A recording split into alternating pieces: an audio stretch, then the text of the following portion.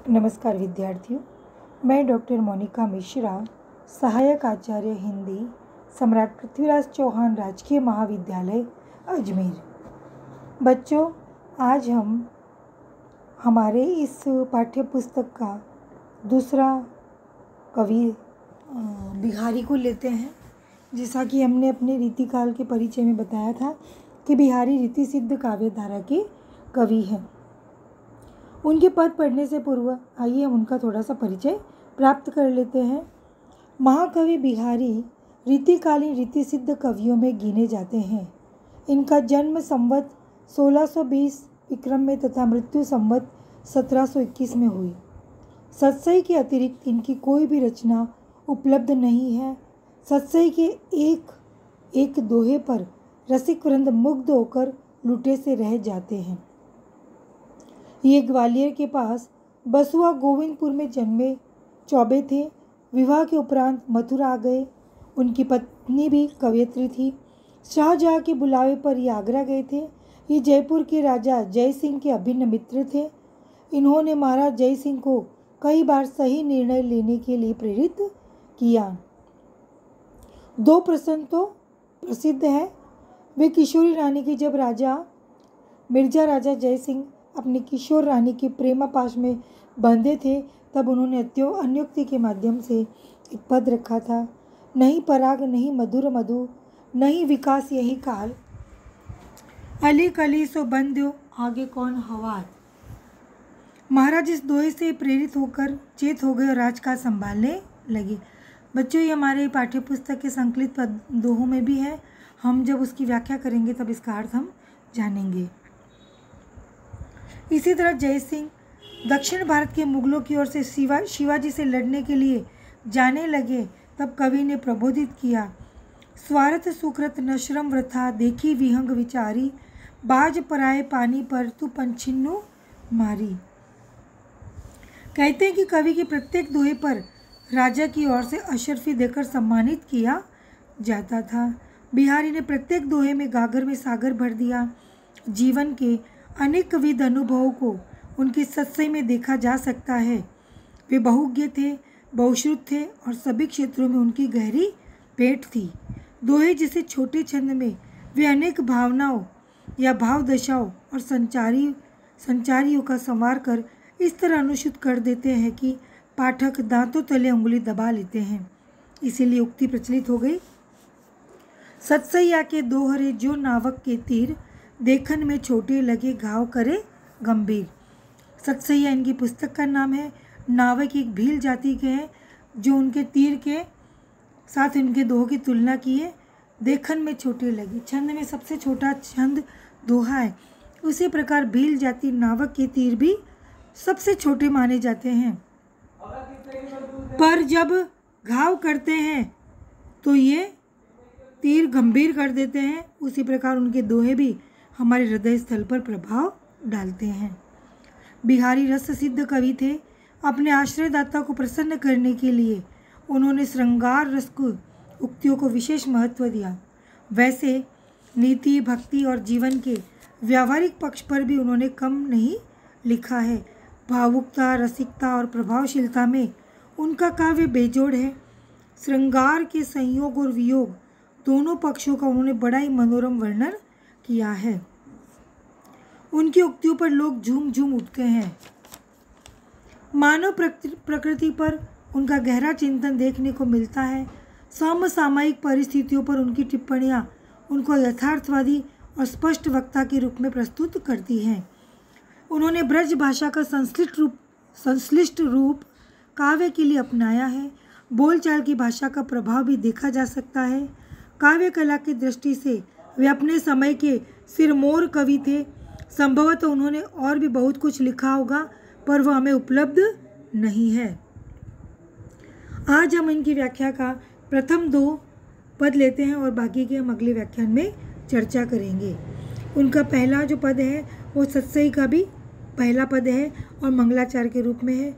जैसे कि मैंने कहा ना कि बहुविज्ञ कवि थे बिहारी, तो इन्होंने, और ये भी हमने चर्चा करी थी कि इनके दोहे में गागर में सागर भरा हुआ है। आप खुद देख लीजिए कि प्रस्तुत पद जो है मेरी भव बाधा हरो राधा नागरी, इसमें श्लेष अलंकार चल रहा है और इसके 3 अर्थ हम यहाँ पर चर्चा करेंगे। कुछ विद्वानों ने इसके 15, 20 और 21 पद भी अर्थ भी अलग अलग रूप में लिए हुए बताते हैं। कवि बिहारी कह रहे हैं मेरी भव बाधा हरो राधा नागरी सोई। राधा वल्लभ संप्रदाय के होने के कारण इन्होंने राधा की स्तुति करते हुए कहा है, याचना या प्रार्थना की है, मेरी भव मेरी सांसारिक बाधाओं को हरो दूर करो राधा नागरी। राधा नागरी, नागरी मतलब चतुर, ये चतुरिणी, ये चतुर राधा मेरी सारी सांसारिक बाधाओं को दूर करो। सोई मतलब वो राधा जा तन की झाई परे जिसके शरीर की, अब यहाँ पर झाई, श्याम और हरित द्युति, इन तीनों के 3 अर्थ निकलते हैं, इसलिए यहाँ पर झाई, श्याम और हरित के कारण 3 अर्थ निकलने के कारण हम इसे श्लेष अलंकार कहेंगे। पहला हम अर्थ ले रहे हैं जिसके शरीर, जा तन की, जिसके शरीर की, झाई मतलब परछाई पड़ने पर, परछाई यानी परछाई क्या हो जाता है, श्यामु, श्याम मतलब कृष्ण, हरित द्युति मतलब प्रसन्न हो जाते हैं। यहाँ झाई का पहला अर्थ हमने पहले अर्थ के संदर्भ में झाई का परछाई, श्याम का कृष्ण, हरित द्युति का प्रसन्न हो जाते हैं। अगले दोहे में हे चतुरिणी राधा मेरी सांसारिक बाधाओं को दूर करो, वह राधा जिनके तन का, जिनके शरीर का, झाई मतलब जिनके बारे में, झाई मतलब ध्यान करने पर, श्यामु मतलब श्याम वैसे अंधकार का प्रतीक है, अंधकार काले का प्रतीक है, और काला क्या कहलाता है, अंधकार को भी हम काला कहते हैं। और जीवन में अंधकार आ गया मतलब जीवन में विपत्ति, निराशा, पाप, ये सब आ गए। तो जिनके ध्यान करने मात्र से, भक्त लोगों के संदर्भ में कि वे भक्तगण जो राधा का ध्यान करते हैं उनके जीवन के सारे अंधकार, निराशा, दुख, दर्द, तकलीफ और पाप कर्म दूर हो जाते हैं। हरित शब्द का क्रमशः यहाँ पाप और दुख को छोड़कर हरित मतलब पुण्य प्राप्ति की ओर संकेत हम बता सकते हैं। यहाँ पर तीसरा अर्थ हम लेंगे, मेरी सांसारिक बाधाओं को दूर करो, ये चतुर राधा वह राधा जिसके शरीर की, झाई मतलब प्रतिबिंब, तीसरे अर्थ में पहला जो झाई है उसका प्रतिबिंब पड़ने पर राधा कैसी थी, गौर वर्णा, सुनहरा गौर वर्णा, जब गोरा वर्ण जब प्रतिबिंब पड़ता है, श्याम मतलब काले पर, गोरा रंग, सुनहरे रंग का जब प्रतिबिंब काले रंग पर पड़ता है तो वो कैसा हो जाता है, हरित मतलब हरा भरा हो जाता है। यह हरा भरा भी एक प्रकार से प्रसन्नता का परिचायक है।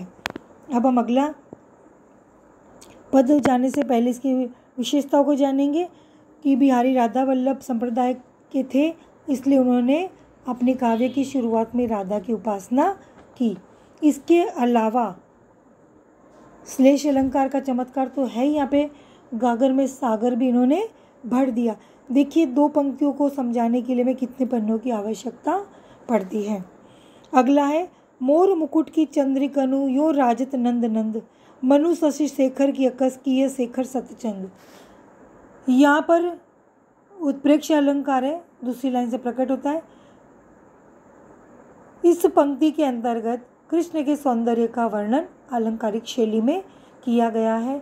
कोई गोपी या नायिका श्री कृष्ण के सौंदर्य पर मुग्ध होकर अपनी अंतरंग सखी से कहती है कि जो कृष्ण है, श्री कृष्ण मोर मुकुट की चंद्रिकनु, अपने मस्तक पर जब मोर मुकुट के रूप में, चंद्रिकनु मतलब चंद्रमाओं से, यानी कवि ने बताया है कि चंद्रमा जैसे अंकित मोर पंखों का मुकुट धारण करने हैं तो वैसे सुंदर लगते हैं मानो शशि शेखर की, शशि शेखर मतलब शिवजी ने, अकस मतलब प्रतिस्पर्धा में, शेखर मतलब मस्तक, ऐसे लगता है मानो शिवजी ने प्रतिस्पर्धा या होड़ करने के लिए ही उन्होंने सत्यचंद्र मस्तक में धारण कर ली हो, या शिवजी से ईर्ष्या के कारण ही कामदेव ने सैकड़ों चंद्रमा धारण कर लिए हो, या शिवजी के मस्तक में एक ही चंद्रमा है, अंत उनसे ईर्ष्या और प्रतिस्पर्धा रखने से कृष्ण ने क्या किया, मोर पंख, उस मोर पंख में गोल गोल गोल गोल जो आकृति है उसकी तुलना यहाँ पर चंद्रमा से की है। तो मोर पंख में तो बहुत सारे गोला आता है, तो चंद्रमा भी कितने सारे हो गए, एक पंख में बहुत सारे चंद्रमा हो गए। तो ऐसा लगता है कि शिवजी से प्रतिस्पर्धा करने के लिए इन्होंने अपने मस्तक पर मोर मुकुट धारण कर लिया जो चंद्रमा के समान है। धन्यवाद विद्यार्थियों, आज इतना ही। अगले व्याख्यान में हम इनके आगे के पदों की चर्चा करेंगे और विशद व्याख्यान करेंगे। धन्यवाद।